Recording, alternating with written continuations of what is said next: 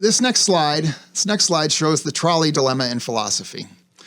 So philosophers have this thought experiment. Imagine a streetcar or a trolley coming down the tracks, and ahead of it on the tracks, there's 5 people tied to the tracks who are going to be killed by that train or trolley, be run over by it.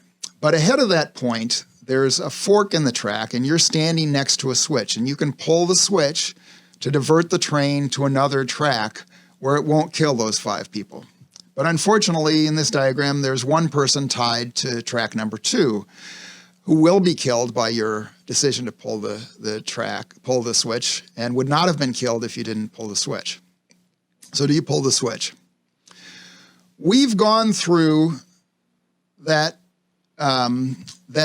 choice literally with COVID, almost literally with COVID. We had a certain number of people tied to the tracks who were going to be killed by COVID if we did nothing.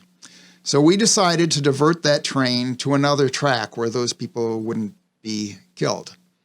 But unfortunately, there were other people tied to track number 2 who were harmed by our decision to pull the switch and divert the train.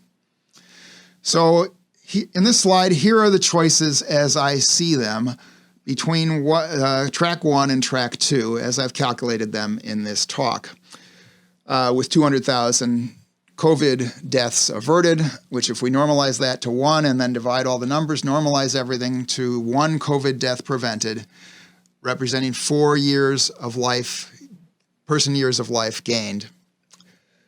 How does that compare to track number 2 and the damage we're causing? Now, the outcome on both tracks are bad, and we're not very good at choosing between 2 bad outcomes. We want a choice that involves no pain. And that is not a choice that is available to us. All we can do is choose between bad and worse. But we have to make that choice, and we have to acknowledge that we're making a choice. We have to acknowledge that when we pull the switch and try to save these COVID lives, we're harming other people. If we had chosen track 1 and let COVID take its course, or take the Sweden approach of no mandatory restrictions at all, just recommend people take certain actions to reduce their own risk, more people would have died of COVID. But we would have avoided all of the outcomes on track 2. All of the outcomes on track 2 were entirely predictable and were in fact predicted. We knew our response would throw people out of work. We knew it would increase loneliness and depression. We knew the unemployment and social isolation would lead to suicides and deaths of despair. We certainly knew that closing the schools would impair our children's education. And we certainly knew that everyone would be less happy when we essentially forbade them from gathering with one another in restaurants, bars, workplaces, churches, every place people gather. We decided, and I underline decided, we decided as a society the outcomes on track 2 were better than the outcomes on track 1, that the harms on track 2 were less than the harms on track 1. I think that was wrong.